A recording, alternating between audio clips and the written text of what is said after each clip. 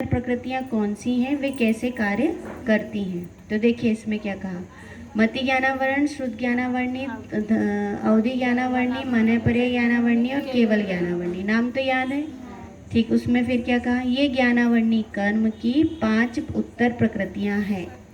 ये ज्ञानावर्णी कर्म की कितनी उत्तर प्रकृतियां हैं? 5 उत्तर प्रकृतियां हैं,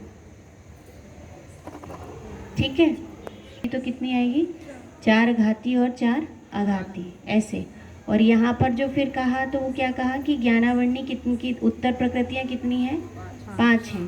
देखिए इनमें प्रारंभ की 4 प्रकृतियाँ देशघाती हैं तथा केवल ज्ञानावर्णी कर्म सर्वघाती है। घाती कर्मों की देशघाती प्रकृतियों में ही क्षयोपशम होता है, सर्वघाती प्रकृतियों में नहीं। जैसा कि पहले ऊपर बताया गया है कि देशघाती प्रकृतियों में सर्वघाती और देशघाती दोनों प्रकार के कर्म निषेक होते हैं। सर्वघाती निषेकों का उदय उद्य कहलाता है, जबकि देशघाती निषेकों का उदय क्षयोपशम कहलाता है। सर्वघाती प्रकृति में सारे कर्म निषेक सर्वघाती ही होते हैं, देशघाती नहीं। मति ज्ञानावर्णी का उदय मति ज्ञान को बाधित करता है, उसका क्षयोपशम आंशिक घात और आंशिक प्रकट होने में कारण होता है। इसी प्रकार ज्ञानावर्णी की अन्य प्रकृतियों का कार्य जानना केवल ज्ञानावर्णी का उदय ही होता है, क्षयोपशम नहीं। देखिए अपन ने इसमें मूल चीज़ देखना है अपने को कि ज्ञानावर्णी कौन सा कर्म है?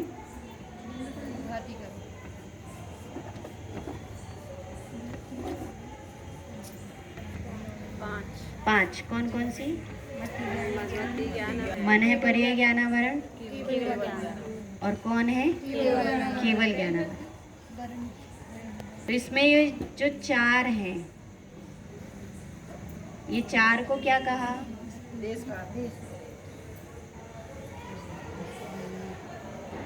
ये 4 कैसी हैं? देशघाती प्रकृति। कैसी है ये? देशघाती प्रकृति। और देशघाती जो है, देशघाती के कितने भेद कहे कि 2, और देशघाती और देशघाती। ये देशघाती है और ये भी एक ऐसी है ये देशघाती सर्वघाती नहीं है, ये कैसी है? मूल सर्वघाती।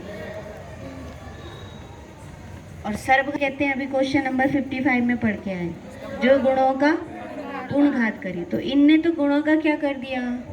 पूर्ण घात कर दिया। और ये कैसी है कि सर्वघाती देशघाती है और देशघाती देशघाती है। देशघाती के कितने भेद हैं? कि 2 हैं, है ना। एक तो हुआ सर्वघाती और देशघाती, 2 भेद हुए। तो केवल ज्ञानावरण तो कैसी है? सर्वघाती है। लेकिन एक कौन है? ये 4 कैसी हैं? देशघाती हैं। और ये देशघाती कैसी हैं कि सर्वघाती देशघाती भी हैं और देशघाती देशघाती भी हैं, ठीक है। इसके भी 2 भेद हैं। तो सर्वघाती देशघाती में क्या होगा कि सर्वघाती और देशघाती का अभी इसमें नहीं आया कि उसका क्या कहा कि उसको कहते हैं सर्वघाती निषेकों का उद्य। क्या कहते हैं? कि उद्य होता है। जैसे कि अपन ने एक उदाहरण से समझा था बादलों के, ध्यान आया? कौन सा उदाहरण था? एक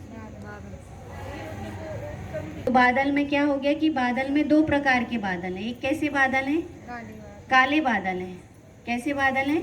काले। और एक कैसे हैं? सफेद बादल हैं। तो काले बादल ने तो सूर्य का क्या किया? काले बादल ने क्या कह दिया कि काले बादल ने सर्वघात किया। क्या किया? सर्वघात किया। और सफेद बादल ने क्या किया? आंशिक घात किया। कैसा घात किया? आंशिक घात। तो आंशिक घात होने पर आंशिक प्रकट, ये आंशिक घात कौन कर रहा है? आंशिक घात तो कौन कर रही है? देशघाती प्रकृतियां कर रही हैं। आंशिक घात कौन कर रही है? देशघाती प्रकृतियां। लेकिन इससे क्या हो रहा है कि इससे जो प्रकाश है वो कैसा है कि आंशिक प्रकट हो रहा है। आंशिक क्या हो रहा है? प्रकट हो रहा है। आया समझ में? ये आंशिक घात है लेकिन आंशिक प्रकट है। आंशिक घात है लेकिन आंशिक प्रकट है। तो आंशिक घात तो जो हुआ वो किससे हुआ? देशघाती देशघाती से हुआ। लेकिन यहीं पर जो सर्वघाती देशघाती सर्वघाती है वो तो कैसी है इसमें कि उसका उदय नहीं है, तो उसको क्या बोलते हैं कि अनुदय है। क्या बोलते हैं उसको? अनुदय। इसका क्या चल रहा है? उदय। देशघाती का क्या हो रहा है? उदय है। देशघाती के उदय में कितने काम हो रहे हैं? 2 काम हो रहे हैं। कौन कौन सा काम हो रहा है? कि आंशिक घात हो रहा है, आंशिक घात हो रहा है, लेकिन आंशिक प्रगटता हो रही है। यदि आंशिक घात होगा तो आंशिक प्रकट भी होगा ही होगा, है ना। कोई चीज़ यदि आंशिक घात हो रही है तो थोड़ा बुखार है हमको लेकिन थोड़ी स्वस्थता है।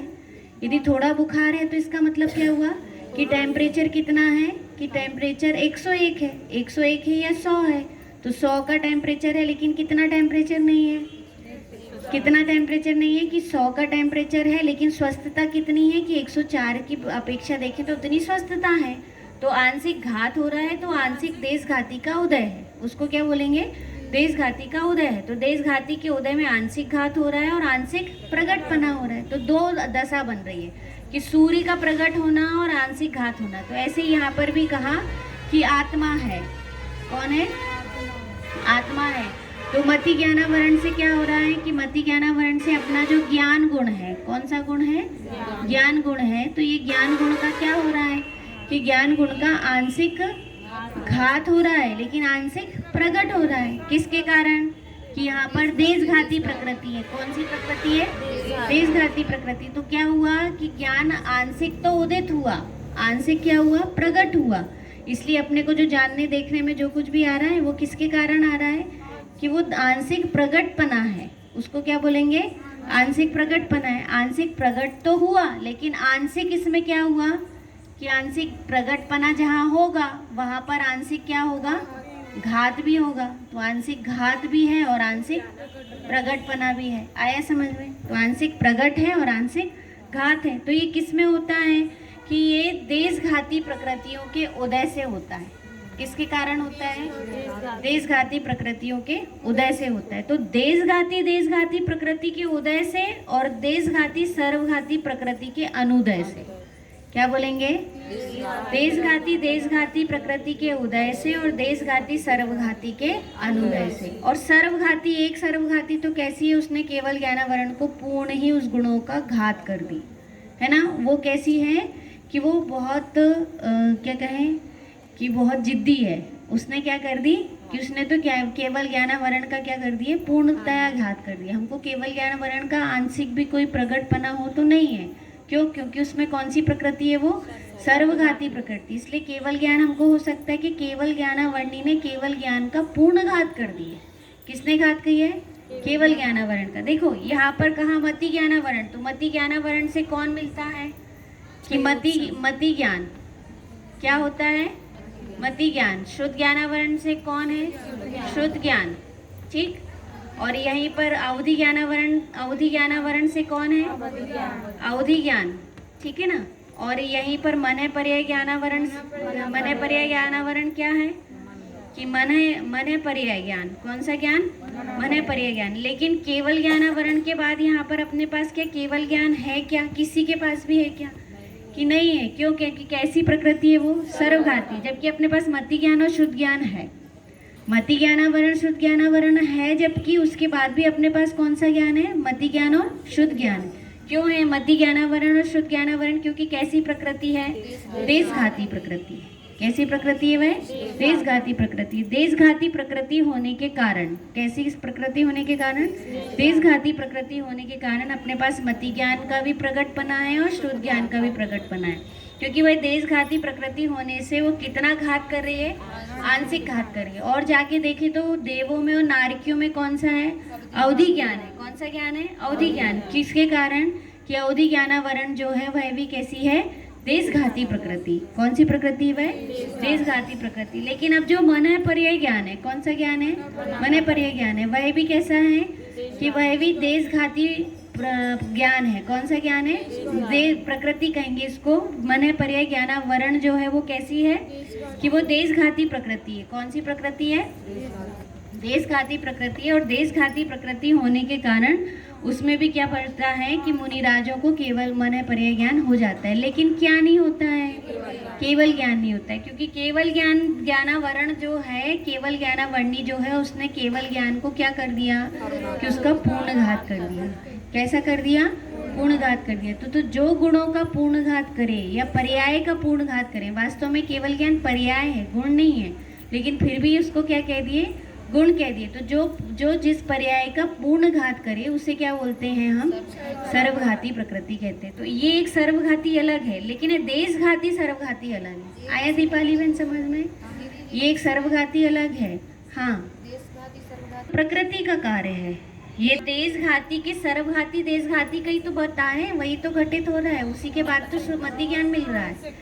ये यहाँ पर कहा ना कि आंशिक किसका है? सर्वघाती का अनुदय है या उदय है, कहा है ना, उदय कहो या अनुदय कहो। तो सर्वघाती का तो क्या है? सत्ता में सदवस्था रूप उपसम, उसको क्या बोलते हैं? सत्ता में सदवस्था रूप उपसम। आगे आगे आया ना, तो फिर दर्शन मोहिनी चारित्र मोहिनी में आया, तो उसका तो क्या होता है कि उसका तो सदवस्था रूप उपसम होता है। लेकिन वही जो देशघाती होता है उसका क्या होता है कि उसका उदय होता है। तो उसके उदय में क्या होगा? आंशिक घात तो होगा पर आंशिक प्रकटपना होगा। आया समझ में? सर्वघाती यहाँ पर सर्वघाती है, ठीक है। ये दोनों चीज बताए, एक काला बादल है और एक वहीं पर कैसा है?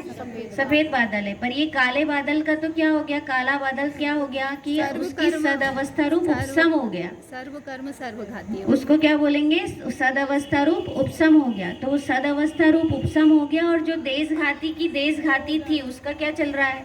उदय चल रहा है। तो ये यहीं घटकर तो क्षय उपसम बन रहा है। ये जो क्षय उपसम बना, ज्ञानावरण का क्षय उपसम जो बन रहा है, वो क्षय उपसम किससे बन रहा है? कि क्षय उपसम सर्व देशघाती सर्वघाती और देशघाती से ही बन रहा है। देखो इसको यहाँ से ये दोनों चीज में घटा के दिखाया ना, कि एक बादलों में लगा लो और एक इसमें लगा लो, इसमें लगा लो। देखो तो इसको तो निषेक का क्या होगा? कि निषेक का क्या होगा? निषेक का क्या होगा कि सर्वघाती निषेक और देशघाती निषेक। देशघाती के कितने भेद हो गए? दो। कौन कौन से? सर्वघाती निषेक और देशघाती निषेक। तो अब ये कहना है कि देशघाती में देशघाती सर्वघाती और देशघाती देशघाती, ये सर्वघाती बिल्कुल अलग है। ये सर्वघाती कैसी है? ये सर्वघाती ने क्या किया है? पर्याय को पूर्ण क्या कर दिया है? घात कर दिया है। पूर्ण इसको क्या कर दिया है कि प्रकट नहीं होने दे रही है। वो कौन है? केवल ज्ञानावर्णी। कौन सी प्रकृति है? केवल ज्ञानावर्णी की। केवल ज्ञानावर्णी ने सर्वघात कर दिया, ठीक है। केवल ज्ञानावर्णी ने कैसा घात कर दिया? सर्वघात कर। देशघाती है। कौन सी घाती है?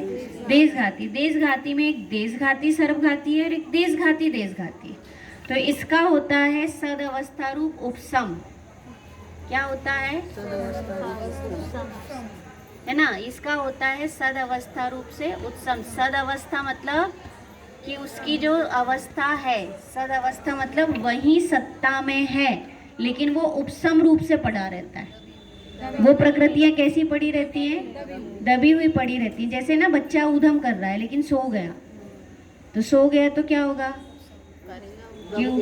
अभी क्या हो गया है? शांति हो गई। ये शांति है घर पर। क्यों है शांति? कारण क्यों है? वो क्या हो गया है? सो गया। तो ऐसी सर्वघाती कैसी है? देशघाती सर्वघाती कैसी है? कि सदवस्था रूप उपसम, कि वो है लेकिन वो कैसी है? दबी हुई है ना। अब यहाँ पर कहा देशघाती, फिर देशघाती, जो देशघाती देशघाती वो कैसी है? कि उसका उदय,